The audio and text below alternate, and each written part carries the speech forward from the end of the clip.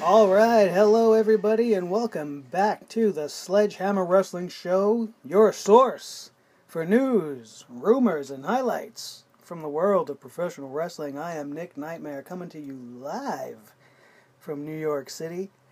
And boy, what a show we got today, because they gave us something to see last night on SmackDown. Of course, it's not without its complaints, but all in all, it was a phenomenal show. And not just because it included AJ Styles. Let me tell you, this was probably the best SmackDown I have seen since the brand split. You could put it up against anything that they ran this weekend. It was a 2-hour spectacular show. We're going to get a quick rundown going of the card so we can get to the other stories pertaining to SmackDown Live tonight, because there's a lot to talk about.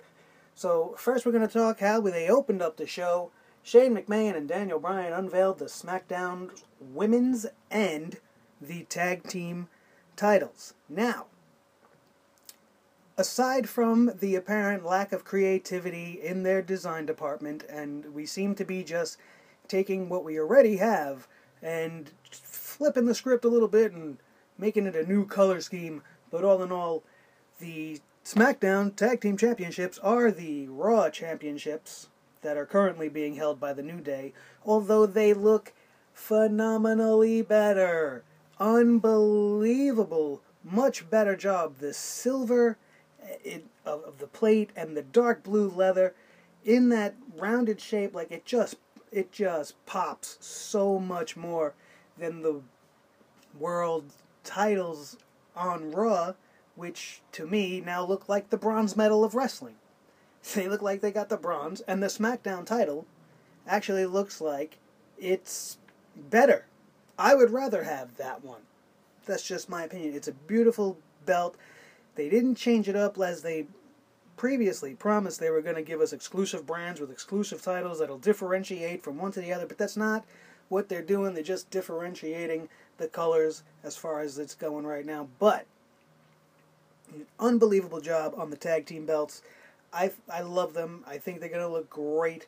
Moving on to the women's title for SmackDown, which is just the Raw Women's Championship, with blue behind the W instead of the red, which, again, looks way better to me than the one on Raw. And it's not that blue's my favorite color, because it's not. It just presents itself better. It pops the gold off. Like, there's just something about the red. I don't know if it just intentionally makes people angry, because red is the color of anger, and we see it and we get mad. And that might be what's happening here, because we see the blue and it's cool, because blue is a cool color, and psychologically that's been proven, that red makes you angry, blue makes you cool. The SmackDown titles being the same and not bothering me that much pretty much is proof of that, as opposed to that ridiculous slice of pizza belt that we got on Raw for the Universal title. Moving along, the first match of the night, keeping in theme of the Women's Championship, was Becky Lynch versus Alexa Bliss. A great match between these two girls. Alexa Bliss has really grown as a performer from her time down in NXT. She, like I've said before in this podcast, is one of my favorite performers wrestling-wise. She and Becky really put together a solid match. They told a nice story. Becky came off looking fantastic. Alexa didn't come off looking bad. They are going to probably be a very heavy feud. Probably maybe even Becky's first feud, if, as I predict, she will be the first SmackDown Women's Champion. The next match on the card was the first match of the announced Tag Team Tournament for the SmackDown Tag Team Championships. I did not like the bracketing, so to speak. I didn't like the matches they set up, only because it was very predictable, as everybody watching the show probably already knew, that in the first match of this tournament we had the Usos defeating the Ascension. And that's a no-brainer. The Ascension came off looking great. I was very high on them. I was hoping that they were going to come up when they called them up to the main roster and really be a force in the tag team division, but that, they just kind of let them fizzle out, and then I believe it was Connor that got the wellness policy violation, and then The other guy was wrestling on his own for a while, and then he came back, and now with the Ascension again, but they just kind of leave him a little lackluster. They just don't seem to care about it. The angle of it, like any of it just doesn't come together right. Like, the package is great, their outfit, their look is great, they're great in the ring, but they're just not giving them to us, and I don't know what the reason is, and that's apparent never more so than being squashed here for the Usos to advance in this championship. And I say to you, how much cooler would it have been as a moment on SmackDown Live if the Ascension maybe upset the Usos? I don't know. That would make it like anything could happen. Must-see television. I don't know. But they went with the standard. They went with what they know. And the Usos defeated the Ascension in that first match of the Tag Team title tournament. We see a segment backstage. Daniel Bryan makes a match between AJ Styles and Dolph Ziggler with major backlash implications. Meaning, if Dolph Ziggler is to defeat AJ Styles on this episode of SmackDown, Dolph Ziggler will be inserted into AJ Styles' World Championship match coming up at Backlash against Dean Ambrose. So it would then be a triple threat. If AJ wins, that doesn't happen. He keeps Dolph out of the match. His title match is safe no matter how this match plays out. I was kind of surprised because when we talk about this match, I'll get more into it, but I was surprised at the initial booking because I didn't think Dolph was,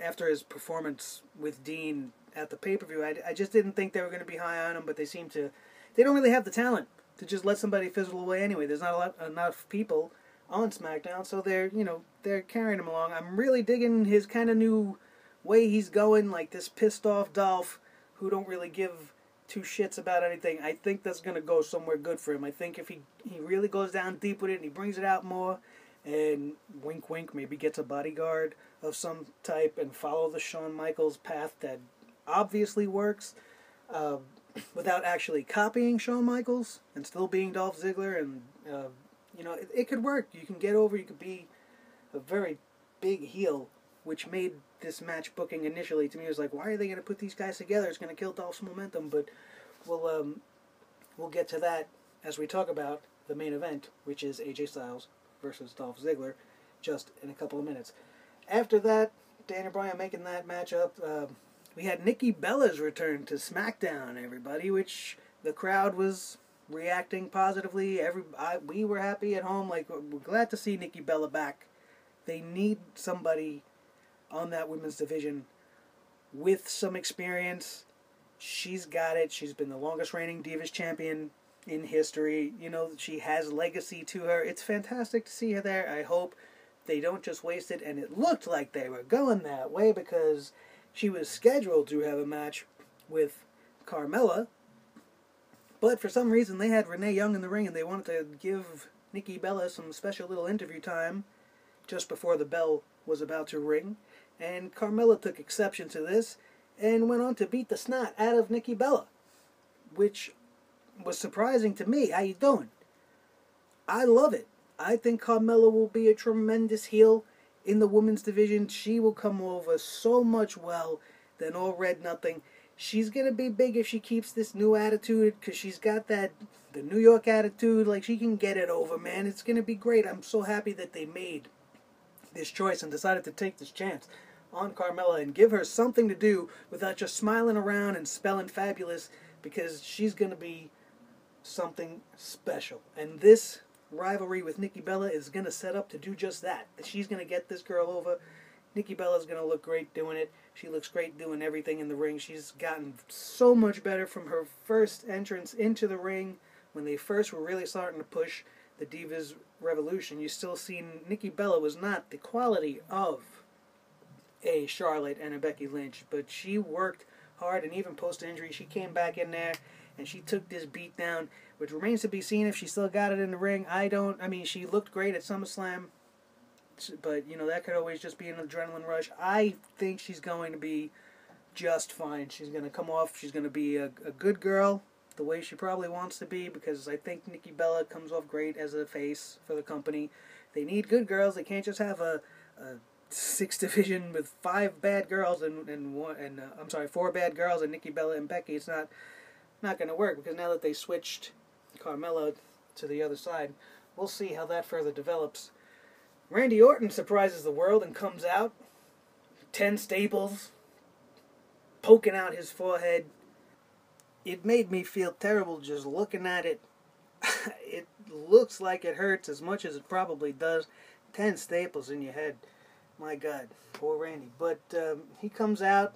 It's like, I bet you're surprised to see me. And I definitely was. I don't know about you. I figured after getting my noggin lacerated open by a monstrous elbow from a psychotic beast that I, might take a day off. But like I said, not enough talent. Probably couldn't afford it. They said, Randy, let's do something a little minor.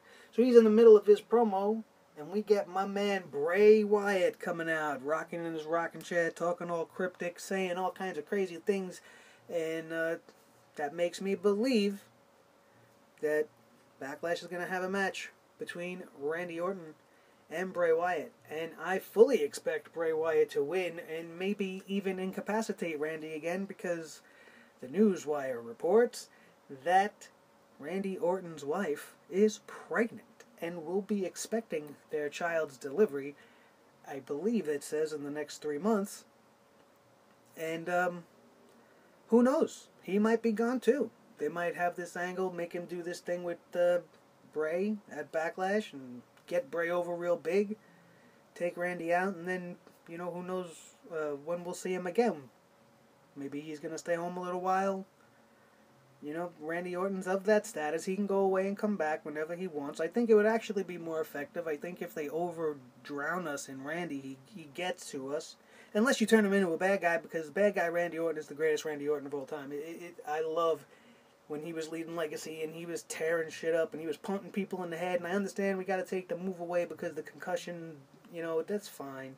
But he's got his RKO and that's all he needs. You don't need to be punting people's heads through goalposts. It would go over like gangbusters.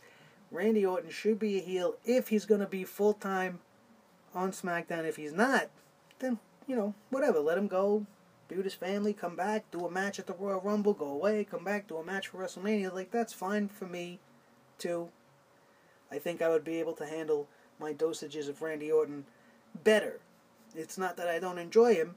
He's always been in my top list of superstars and performers for the WWE, but, every athlete comes to this point where, we got a lot of new blood that we want to see, and if you're going to work with them, great. If you're going to put them over, great. But, we come to a point where we want to see Randy Orton, and we enjoy him, but, maybe, you pull back a little bit, you make us appreciate him more. Look kind of like The Undertaker.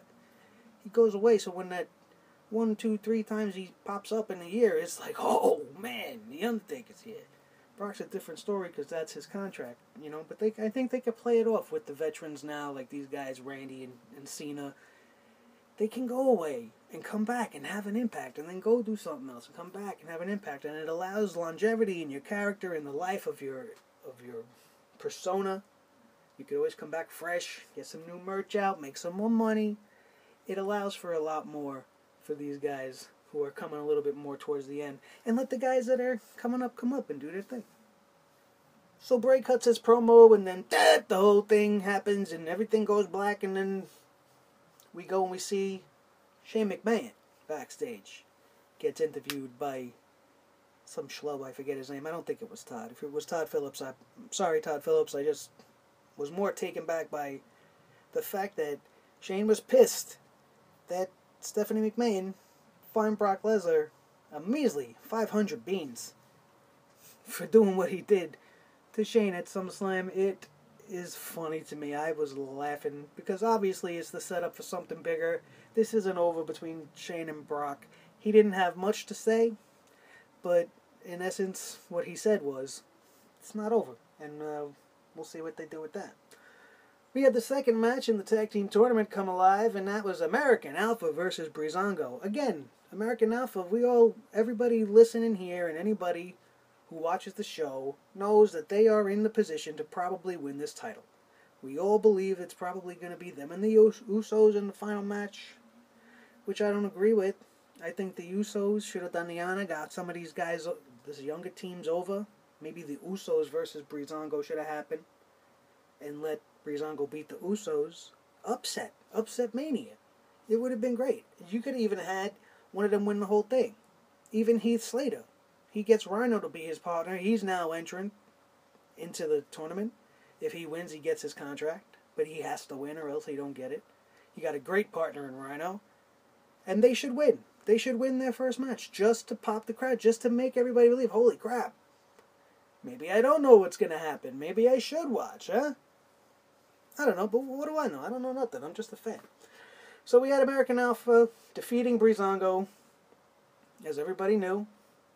And both of these teams put on an amazing match. It was an athletic contest. Fandango and Tyler Breeze looked like $1,000,000 apiece. They, in turn, did the same for American Alpha, who's always going to look good because they're amazing. And I couldn't even believe how good this match was. I almost was going to be like, and, start looking into the news and checking my Twitter and whatever. But they pulled me in. They pulled me into this match, and they pulled it off. And it was a great contest, and I was pleasantly surprised by the level of wrestling that I saw. It was very, very good. And I shouldn't have been surprised because these are two NXT standout talents in American Alpha and Tyler Breeze. And Fandango has always been able to hold his own. This guy beat Chris Jericho at WrestleMania in his debut match. That means they had high hopes because he's a solid talent. And I love this team of Breezango. And if they would have won, they could have even won the whole thing. I think it would have been great. And then you set up American Alpha or the Usos or whoever else you have next in line to chase the evil champions, the heel champions that are now getting over by the week, because they would have been fantastic. Imagine them shining up the belts, matching their outfits, and taking selfies with them and doing all the whole nine. I think it would have been great. I know maybe not, to some of you, maybe not for the first champions. They haven't been together long, I get all that. But we're talking about the new era, we're talking about new things happening, we're talking about trying to keep wrestling fresh and shake it up and do this in a different way. And you're doing things the same. And, but that's my only minor real complaint, because we got an amazing match. We got an amazing, amazing match to watch. If you haven't watched it, go back and watch it. It was one of the greatest tag team matches I've seen in the recent few episodes of SmackDown, if not the best one. Because there hasn't been much. What did we get? 12-on-12s and outside interference things, and we didn't get much of anything. They're finally starting to do some stuff. I love tournaments, and I like the element of a surprise in a tournament, but it's almost clear to see that they're going down the very obvious route. We can hope for maybe some shake-ups, but I don't foresee it. It's going to be American Alpha taking these belts home. If they don't, I will actually be very proud of the WWE creative, because they know that the chase for the good guys sometimes is better than just the outright handing it over and letting them run with it. Then as I said earlier, we had our main event, AJ Styles versus Dolph Ziggler. We had Dean Ambrose on commentary, and he was tearing it up. He had me very, very, very entertained. He, even at one point, AJ did something to him, and he was like, oh, that's very original. About as original as your little club's hand signal. Obviously referencing the New World Order with the 2 sweet symbol. I mean, he's on fire. On that mic, I could listen to him talk all day. He's just so off the wall. He's out there. He's a lunatic fringe, whatever you want to call him. He's incredibly, incredibly charismatic. He's entertaining. He's off the wall. I loved everything he did at the table during this match. And yet, it did not take away from the quality of the match. AJ Styles versus Dolph Ziggler was 1,000 times better than Dolph Ziggler versus Dean Ambrose at SummerSlam. 1,000 times better. There was a point in this match where I actually thought, holy shit, Dolph might be in this. He might be in this. Might be in this triple threat. Which might end up being amazing, because the 3 styles of the guys might have actually clicked. But I'm not a proponent for triple threats. I know it's a hard thing to watch. You know, it's hard for them to perform. It's so much easier one-on-one, obviously, or two-on-two. The odd man out makes for sometimes awkward exchanges and a lot of laying down on the floor and being hurt outside while the other two guys get some action in, because it's very hard to do a match like that. But in the end, AJ Styles, as we all probably knew, pulls out this victory, even though a tremendous, tremendous showing from Dolph Ziggler. As I said earlier, hopefully this new attitude continues and he develops into something even better than he's been. You know, walk around, tell everybody you're the best. Be pissed off, be mad. Get in people's faces. I like the exchange between him and AJ Styles at the beginning of the show, where AJ's coming in, poking fun. Look at Mr. Sad Face. And then Dolph's like, shut the hell up. And next thing you know, they're going at it. Dolph is intense. He's mad. AJ is AJ Styles. You're going to get a great performance from him every time. But it seemed like Dolph is elevating himself. And in losing, it's probably going to help to further develop it. He's probably going to continue to be angry and get angrier with every loss. And we'll see how Dolph Ziggler blossoms over time. AJ Styles, the new face that runs the place. I'm loving every minute of it. That match was fantastic. If you watched it, go watch it again. I watched it twice. It's worth it. It's a great match. It's a great, great, great match. Even the commentary wasn't that bad. You know, these guys didn't hurt my head. You know, Mauro Ranallo's always great. He's always been great. But the other two jokers on the side, I just can't deal with him. I don't give them no credit. I used to like JBL, but he goes off topic way too much, and it just doesn't make sense. At one point, insulting David Otunga's wife. Not that I care about his wife one way or the other, but it's like, dude, come on. What the hell are you talking about? Let's talk about the wrestling in the ring. Let's, make jokes about the wrestlers. What are you talking to each other about each other? Stop it. Just stop it. Let Mauro do what he's got to do. Put your little quips in here and there and keep your mouth shut the rest of the way. So, that was SmackDown from top to bottom. Everything that we had going on, everything was great. But now comes my little chair shot. I guess we can call it that. Little segment, we'll call it the chair shot. Because this is when I get mad and I want to swing a chair at the head of somebody over there because I don't understand. What the hell are you doing? So here's my chair shot for this week as it pertains to SmackDown Live. Brand new segment coming at you right now. Just thought of it. Chair shot.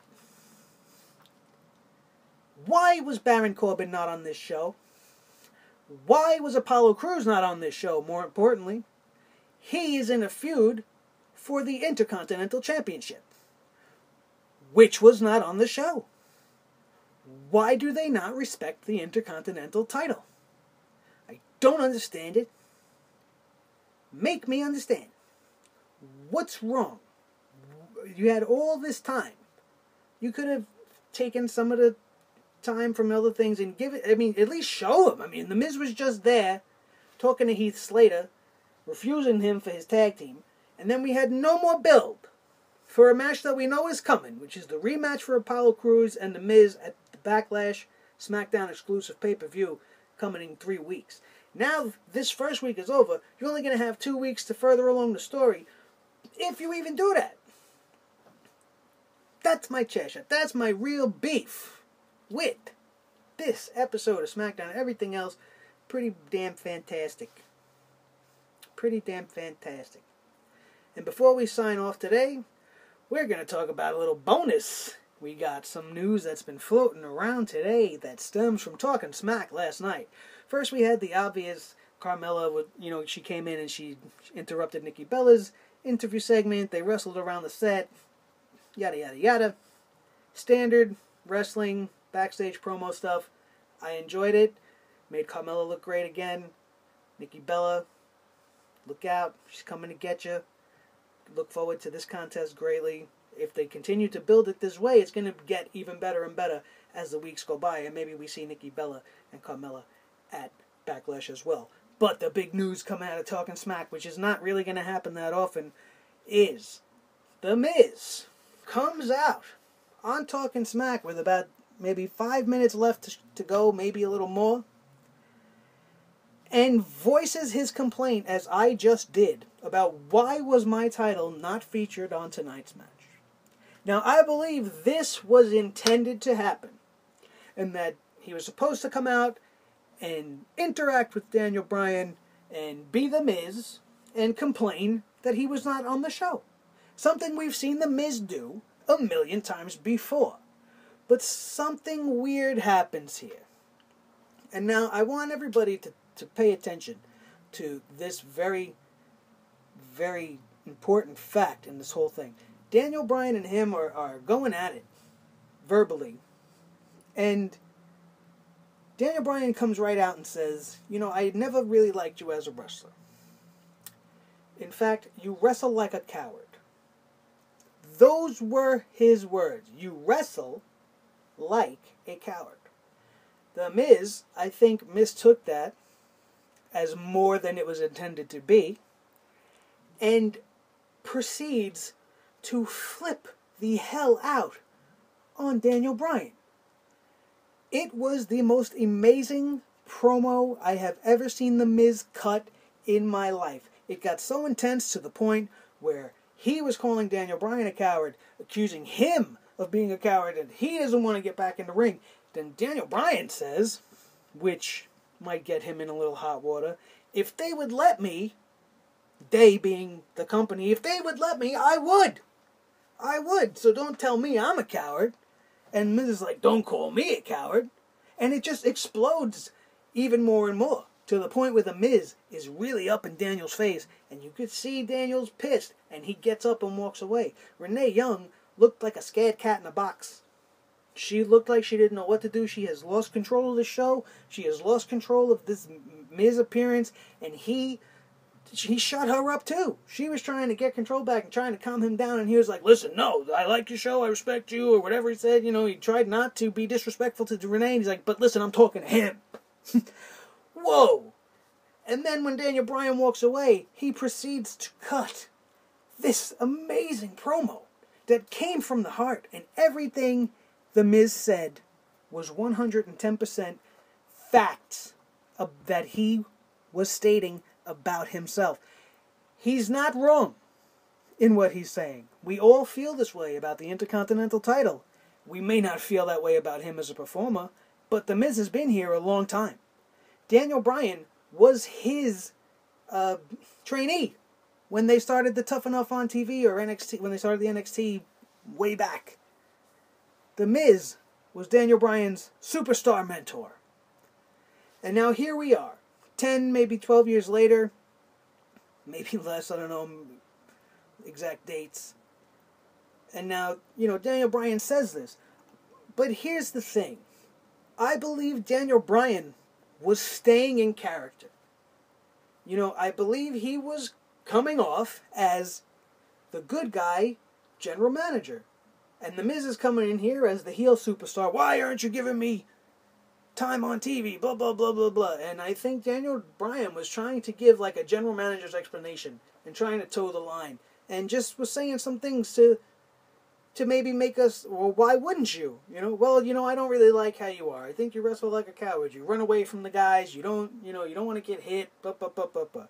And instead of The Miz taking the fish line that he kind of threw out there and going, of course I don't want to get hit. I'm a $1 million face. I'm the superstar of Hollywood. I can't get hit in the moneymaker. I think that's what Daniel was shooting for as this promo was interacting. But The Miz heard the word coward and took it a little too personally and blew up. And it was the most amazing thing I've ever seen him do. The Miz is not that good of an actor to pull that scene off with the fire and the passion and intensity and the red and the veins in his neck and the tears that were in his eyes that he was holding from falling down his cheek. But if you go back and watch it again, he's got tears in his eyes and his face is redder than that stupid title belt. And he's being genuine and he's pouring it out at us comes pretty much saying, what is your problem? What is your problem with me? I'm the Intercontinental Champion, damn it, and I deserve respect. Good for you, Miz. Good for you, buddy. I loved every minute of it, as awkward as it was to watch the first time. When I went back and watched it again, I was watching magic. And if The Miz can tap into that, he's going to have a great second run right now. He's going to make it even big. He might not even lose the Intercontinental title. And if they're just, and if let's just say, on the flip side, as sometimes it can be done, this was all a big work to get us to watch or whatever. It might have just been a tease, a nugget, if you will, to let us think maybe Daniel Bryan's coming back. That's an active competitor. Who knows?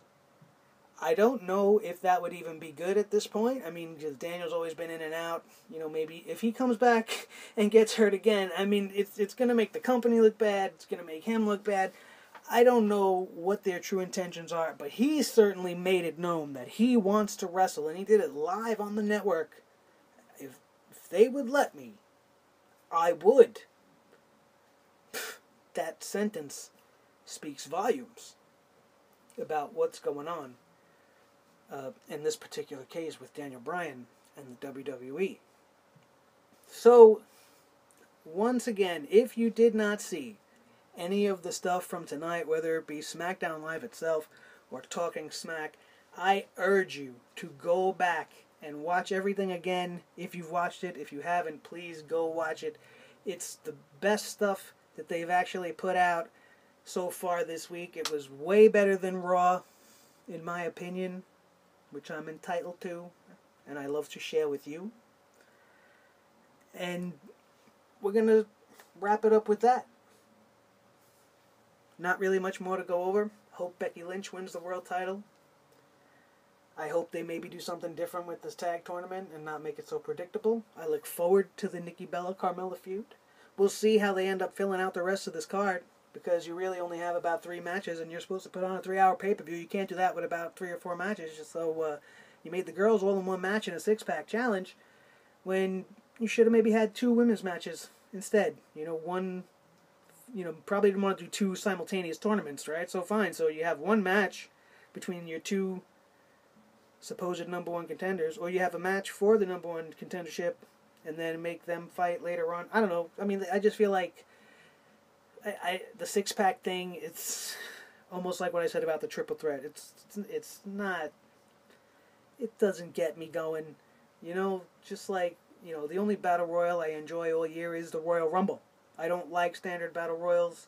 Well, now, there's the Andre the Giant one, which, I enjoy because of who it's for, not as much as what it is. It's because it's the Andre the Giant Battle Royal, so I give a shit because I'm a classic fan, and I grew up with Andre, and there will never be a better giant in the business than he. So, let's wrap this up. Thank you, everybody, once again for joining me here on the Sledgehammer Wrestling Show. Please follow us on Podbean.com, also available on Facebook, and now on YouTube. After every podcast's initial airing on Podbean.com, they will be uploaded to YouTube for viewing. So if you missed it here, you can always go there, the Sledgehammer Wrestling Show, YouTube.com. Check out past episodes. Make sure you hit that like button so I know you watched it and I know you liked it. And please hit the subscribe button so I know that you'll be coming back and that I'm not just over here talking to myself, even though I enjoy my own insight as well, and the sound of my own voice, to me, is like the angels. Don't forget, tonight we have my favorite night of wrestling, Wednesday night, the best night of action on the WWE Network that you will ever see. Kicking off, of course, at 8 p.m. Eastern Time with NXT, followed by the ever-exuberant, always entertaining Cruiserweight Classic at 9. I believe we're going to have 3 great matches again tonight, which is going to finally set up the Elite 8 going into the final weeks of this tournament, leading up to the crowning of the Cruiserweight Classic winner on September 14th. So, ladies and gentlemen, thank you once again for joining me today. I appreciate you listening. I look forward to your feedback. Always check us out at podbean.com. Also available on Facebook at our Facebook page. And the new live YouTube channel. We don't have any video with it yet, but I put up a little picture there so you could listen at your convenience on YouTube, anywhere you are, on any device you're using.